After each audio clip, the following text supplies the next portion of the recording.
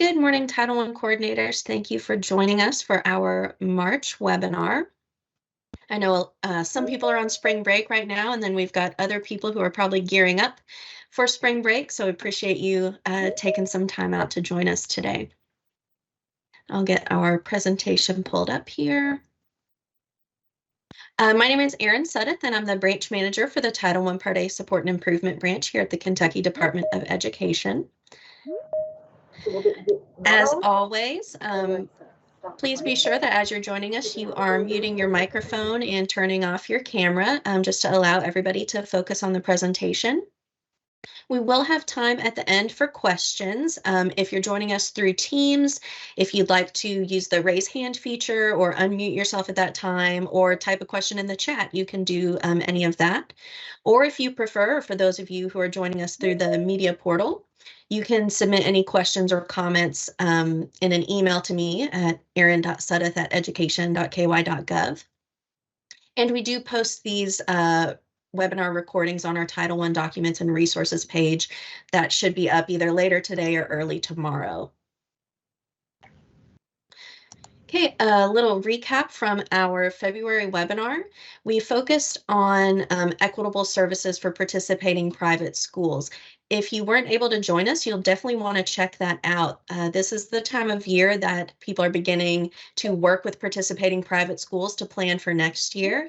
And I know that we have some new coordinators out there, as well as some districts who have private schools who've expressed an interest in participating for the first time. So there's going to be a lot of really valuable information for you in that presentation. So that's on our documents and resources webpage.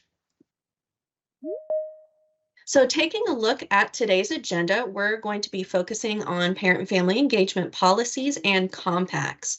We're going to discuss the requirements for both of these documents as well as some best practices. And we're going to be focusing on the school level documents. So I do encourage you to share the webinar recording as well as the PowerPoint with your Title I school principals. Findings around policies and compacts, as far as like not containing all of the information that's required under ESSA, are pretty common during monitoring. And the information that's going to be presented in this webinar could really help prevent that, which is our goal. So we'll start with parent and family engagement policies. The Every Student Succeeds Act, or ESSA, does require a parent and family engagement policy at both the district and the school level. The district policy is required in ESSA 1116A2, and the school policy is required under ESSA 1116B. And as I mentioned a minute ago, we're going to focus on the school level policy and the compact. We do have effective policy checklist and an effective compact checklist on our documents and resources webpage. Policies and compacts are often reviewed and revised during the spring. So the checklists that are on our webpage, as well as the information in today's webinar, can be really valuable during that review and revision process. I do also want to point out that ESSA 1116B3 permits the district to amend an existing district level parent and family engagement policy to meet the school level policy requirements. So there are situations where maybe one policy will work pretty well for all the schools, especially for our districts that have maybe one school per grade span or even just one school. So if you make sure that all of the components are in there, you don't have to have a separate district and school policy in that scenario. So first, we're going to look at specifically what the law says as far as the policy requirement for the school. So this is in section 1116B1, and it states that each school served under Title I Part A shall jointly develop with and distribute to the parents and family members of participating children a written parent and family engagement policy. The policy should be agreed on by such parents, and it shall describe the means for carrying out the requirements in subsections C through F. It also states that parents should be notified of the policy in an understandable and uniform format, and to the extent practicable in a language that they can understand. The policy should be made available to the local community as well as updated periodically to meet the changing needs of parents and the school. So there's kind of a lot of information for us to unpack there. The first thing I want to do is draw your attention to the bolded wording. Shall describe the means for carrying out the requirements. And we've discussed this in previous webinars, but it's always good to have a refresher. So what ESSA is saying here is that the policy should describe how the school is going to meet the requirements in these subsections C through F, and we're going to go through each of those subsections here in a minute. So this means that if any of your Title I schools have a policy that says the school will do the following, and then just lists those requirements from those subsections, and there's no elaboration, there's no customization, nothing about how, then those policies are not in compliance with ESSA. And that is probably one of the biggest things that we see during monitoring. So let's go ahead and take a look at why customizing these documents is so important. We do get requests for templates, or people ask if they can use a policy that was approved for another school. Obviously, it's really easy to go online and just search Title I Parent and Family Engagement Policy, and you'll find examples from other schools, districts, other states, even possibly some vendors who are selling policies or policy templates that you can adopt. But we do run into several issues in those scenarios. So first thing to think about is that if you're adopting a policy that has been created by a neighboring school or a school in another state, it may have been developed jointly with parents, but it wasn't developed jointly with the parents of your school. Similarly, that policy is not going to provide specific details on how the requirements are being met at your school. Someone else's policy may also describe some activities or resources that are actually not being provided at your school that you wouldn't want to have in your policy. For example, let's consider a policy that says the school's going to be providing a monthly Title I newsletter, or partnering with the local library to provide English classes for parents who are learning English. Those are both great things that could be in a policy, but if you're not doing that and you haven't gone in and customized that and replaced that information, then you're not going to be meeting the components of your own policy. So what happens when a parent asks you about how they can attend the English class, or if you're selected for monitoring and KDE asks to see some copies of your newsletter? So by all means, review other policies and compacts to kind of get some ideas of what's out there and help you in crafting your own. And even, yes, you can use a template, but you have to go in and you have to customize it. You can't just adopt the template itself, because it's not going to have everything that needs to be in there. And it's going to result in some compliance issues. So now we're going to look at each of the requirements in those subsections C through F that I mentioned before, and kind of talk about how those could be incorporated into your policy and think about some guiding questions. I've organized these to follow right along with our effective school policy checklists. Some of the slides do have quite a bit of text on them, but I'm not going to read every single word to you. The full text of each requirement is listed on those checklists, and these are all of the items that need to be addressed in your policy. So up first is information about involving parents in the policy and the plan development, and the plan being your school-wide Title I plan. So we want to make sure that there's a description for how parents are going to be involved in an ongoing and timely way in the participation for planning, both the program and the policy, as well as reviewing. So some guiding questions to think about is, how are you going to obtain parent feedback on your program as well as your policy? How often are you going to gather that feedback? How are you going to invite parents to participate? So surveys are one of the most common methods that we see for obtaining feedback. But you want to make sure that your survey questions are designed to truly inform the contents of your program and policy. So if your survey just says, did you receive the policy, yes or no, that doesn't provide you with any feedback on the policy. Similarly, if you just post a link to the policy with a general kind of open response, please list any suggested revisions to the policy, you might not get the meaningful feedback that you're really looking for. So let's think about those questions and kind of compare them to something along the lines of, this year's Title I Parent and Family Engagement events included, and then maybe a list of the events or the topics. Please select any topics you'd be interested in learning more about in the upcoming school year from the following list, and then providing parents with a list of some different topics that they might want to learn about: math, reading, online safety, those kind of things.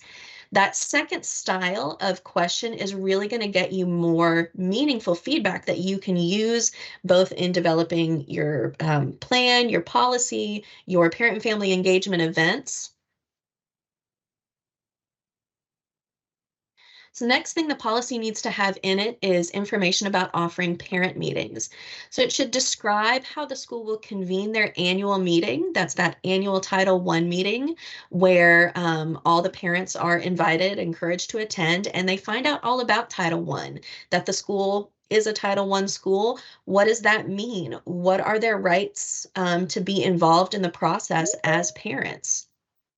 Should also cover how the school is going to really make sure that as many parents as possible can attend that meeting. Is there going to be a flexible number of meetings? Are you going to use Title I funds to provide some childcare to help parents be able to attend?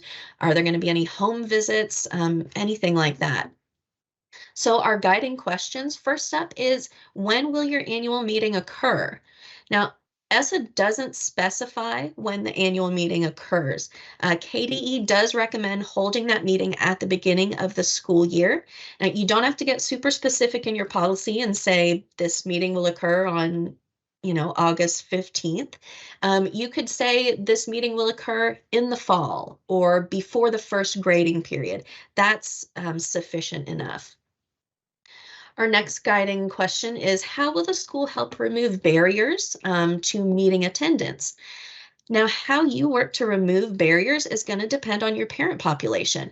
One school may have an issue with parents needing transportation to the meeting, whereas another school might have a more pressing issue concerning providing childcare during the meeting. And those are the types of things that you want to cover in your policy. And our last guiding question is, how will program information be shared? So how's the school going to ensure that parents get information about this presentation? Is there going to be kind of like an assembly with a PowerPoint presentation, or is there going to be a booth set up during open house with staff members there explaining as parents come up all about the Title I program? Is there going to be like a handout that they get at that booth? These are some of the questions that you might want to consider when you're crafting this portion of your policy, as well as how will parents who aren't able to attend the annual meeting receive information? Is it also going to be in the student handbook that's sent home? Is it posted on the web page? That kind of thing.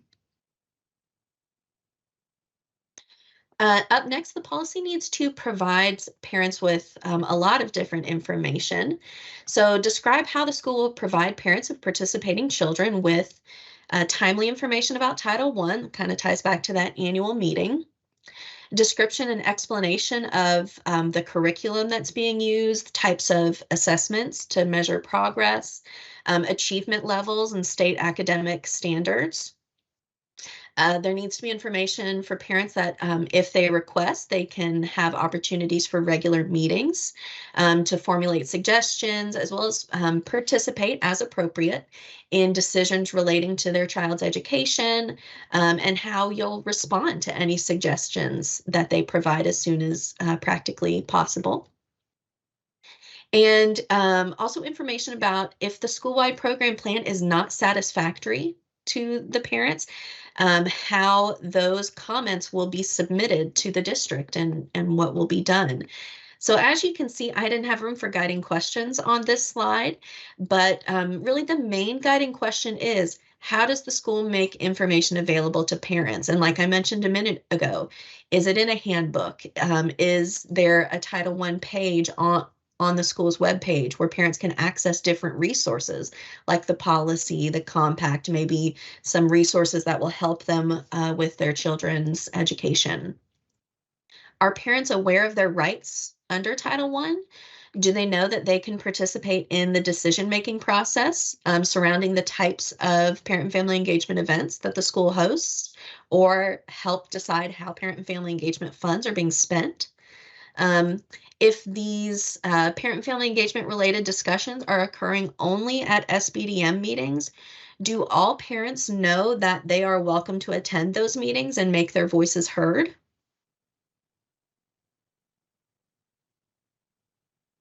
The policy should also share responsibilities for high student academic achievement.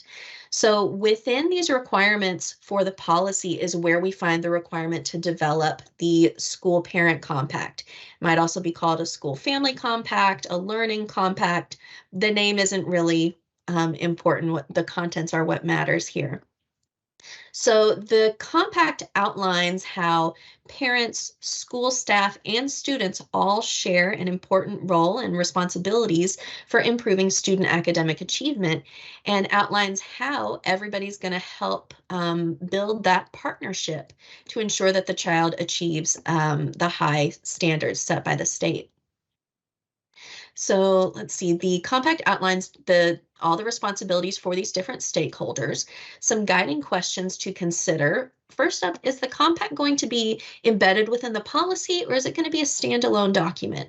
When we monitor, we've seen both of these, and both are acceptable. The important thing is that all of the required information is in there, so make sure that you are using those checklists that I've already mentioned to ensure all the information is present. Next guiding question is, which stakeholders are you going to include on the compact? The most common stakeholders to be included are obviously the school. Now, this may be broken out into principal, teachers, family resource center. Obviously, the parent or the caregiver is also a stakeholder to be listed, and the student, if applicable, depending on their age. We've seen some schools that even further customize the student responsibilities based on grade or grade range. For example, the responsibilities for the students in the primary grades may vary greatly from the responsibilities of the students in the intermediate grades. This would also be important for our schools that are maybe K through 8 or even K through 12. There's going to be a wide range of responsibilities there. You might want to kind of divide that out. Another guiding question is, does your compact have space for stakeholder signatures? That is a requirement for KDE. So if the compact outlines responsibilities for the teacher, the parent, and the student, then there should be space for their signatures. Obviously, for the younger students, kindergarten, first grade, we might not have signatures there, but kind of just use your discretion on that. So now let's look at the specific information that should be included in the compact. And as a reminder, we do have that effective compact checklist on our webpage. So the compact is supposed to describe the school's responsibility to provide high quality curriculum and instruction, as well as a supportive and effective learning environment, all of which enables the children to meet state academic achievement standards. Should also describe the ways in which each parent is responsible for supporting their children's learning, um, provide them with opportunities to volunteer in the child's classroom and participate as appropriate in decisions relating to their education, their extracurricular activities. The setup of the compact is usually just a bulleted list of the responsibilities of each stakeholder. We want to make sure that the responsibilities are up to date, relevant, and realistic. As I mentioned with the policy, it's very easy to go online and search and find a wide variety of compacts, and you can get some ideas from those. But again, make sure that you are not just adopting another school's compact without going in and making customization and reviewing and revising it with your parents. That's going to lead to some compliance issues, like I mentioned earlier. The compact should also address the importance of two-way communication. This is another area where we tend to see a lot of findings. So at the elementary school level, during at least one parent-teacher conference, the compact shall be discussed as it relates to the individual child's achievement. Now, ESSA doesn't specify when the parent conference with the compact discussion must occur. KDE does recommend that this occurs prior to the first grading period or whatever the first conference of the year is, because that's really going to help you set the tone and the expectations for each stakeholder. As we've discussed in some of our previous webinars, this conversation at the conference is not merely an overview of the compact or providing parents with the compact for the first time. They should already have the compact. It should have already been signed. This conversation is how the compact can support that child's achievement. And we're going to have more details on what exactly that might look like, as well as how you could document that effectively in a future webinar. The compact should also outline how the school will provide frequent reports to parents on their children's progress. That's kind of simple. How often are progress reports provided? Is there a certain amount of time in which Infinite Campus will be updated? You know, can parents go in and on a weekly basis be ensured that everything is up to date? That'll vary depending on the school and the district. And finally, how is the school going to provide reasonable access to staff to help ensure that regular two-way meaningful communication? So how can parents contact teachers? They probably are going to receive their email address, the school phone number, the teacher's planning time so they know when they could contact. Maybe the school or the class uses an app with a built-in messenger system. Those kind of things should be included here. Okay, the policy should also build capacity for involvement, and there's a whole lot of text on this page, so I'm not going to read through each one of these. I'm just going to summarize. And this section really goes hand in hand with the requirements to provide parents with information and share responsibilities for high academic achievement. So you're going to see some overlap here, I think. Up first is helping parents understand state academic achievement standards, assessments, etc. And we've already mentioned that several times. So if your policy outlines how you're going to provide parents with this information, as well as supporting them and understanding it, then you're building their capacity for involvement. Next is provide materials and trainings to help parents work with children. This is where you need to be thinking about the Title I parent events that you're providing.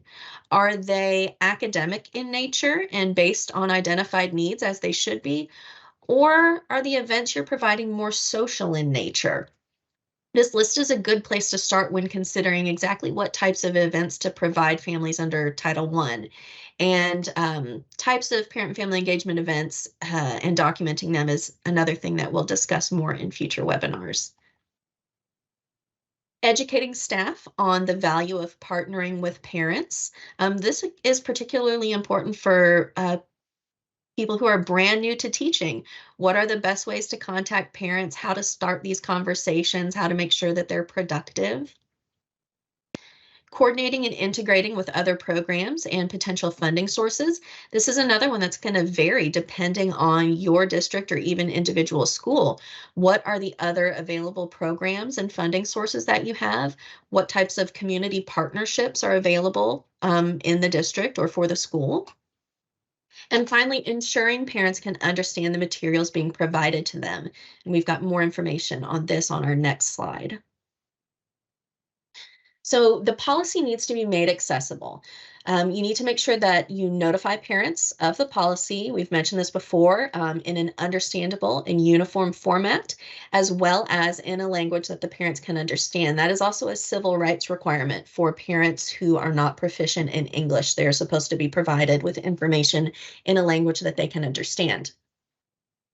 The policy should also be made available to the local community. Um, there should be opportunities for the informed participation of parents, um, paying particular attention to parents who might have limited English proficiency, people who may have disabilities, parents and family members of migratory children, etc. So we want to make sure that we're providing them information um, in a language that they can understand. And the policy should be distributed to parents and family members of participating children. So when I think about making materials such as the policy, the compact, and even other materials, handbooks, and things like that, accessible to caregivers, I think about a couple of different things. First up is language. So obviously, like we've already said, for parents who are not proficient in English, we want to make sure that they receive materials in their primary language. But another aspect of language to consider is the wording itself in English. Are your policy and compact written in a manner that's easy to understand by a wide audience, many of whom are probably not familiar with educational jargon? Or are the documents overly technical and formal? And I've mentioned this in previous webinars. I think that sometimes the word policy makes our minds jump to something very formal and full of lots of fancy legal phrasing. So it may help you to think of the content of this document, even though it's called a policy, it may help you to think of it as our parent and family engagement plan or our parent and family engagement procedures or process. It's outlining what you're actually doing in your school or your district to meet these requirements. I also think about how these documents are distributed. So how do you make these available to caregivers as well as the community? I'm sure a lot of times they're sent home, in that big packet of beginning of the year papers. But are they also posted on your website? Are they included in a handbook? Um, are you only posting these types of things on social media? You need to consider the parents and caregivers who may not use social media. Are there, hard copies available for those who want them? And finally, we're going to talk just a little bit about some best practices surrounding the policy and the compact. Really, just with anything, you're going to want to treat these as living documents and refer back to them throughout the year to ensure that you are meeting all of the things that you said that you would meet, as well as making note throughout the year of things that may need to be added or removed or updated during the next revision process. Be sure that you are documenting the review and revision. Um, how are you going to do that? How are you going to show that these have been developed jointly with parents? Some examples of how that could be documented are the survey questions that you sent out, as well as the results, meeting minutes, detailed meeting minutes where those survey results were discussed and where you looked at the documents with parents and worked on revisions. Maybe even the document itself with some tracked changes in there. Another great practice is to add a review and or revision date to the policy and the compact. There may not be revisions every year, but we want to make sure that it's at least been reviewed. Another one that is kind of easy to forget about is checking the accuracy of your legal citations. Make sure that your policy is not still referencing No Child Left Behind, which was replaced by the Every Student Succeeds Act in 2015. Or Section 1118. Under No Child Left Behind, parent and family engagement was in Section 1118. Under ESSA, it's Section 1116. The correct citations have been throughout this PowerPoint as well as on the KDE checklists. And again, just remember to use those checklists provided by KDE. If you're able to go through those and check off that you've described how each of those things will be done, then that's going to help ensure compliance for your policy and your compact. So we'll go ahead and open it up for questions. I think I've got something in the chat here. Yes, so We learned at a national conference last year that signatures on the compact is not a federal requirement. Is that just a KDE requirement? Yes, that is a KDE requirement. Other states also require signatures on the compacts at their discretion. That's a great question. Okay, let me check my email. I don't see any questions in the email.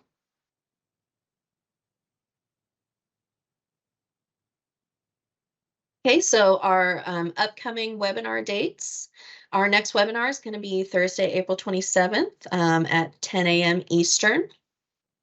And as a reminder, we value your feedback and we want to learn more about what's going to be helpful to you, what you'd like to see more of in our monthly webinars. So you can always submit any comments or questions or ideas either directly to me or your Title I consultant, or if you prefer, you can use our anonymous webinar feedback survey.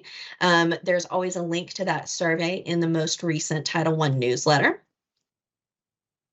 Do a last check. I don't see any other questions. If there's anything that you think about after the webinar is over, feel free to send that my way and I'll get back to you. I'll also let everyone know when the webinar is posted so that you can forward this on to your Title I schools as you see appropriate. And thank you everyone for joining us. We will see you next month. Have a great spring break for everyone who's getting ready to go.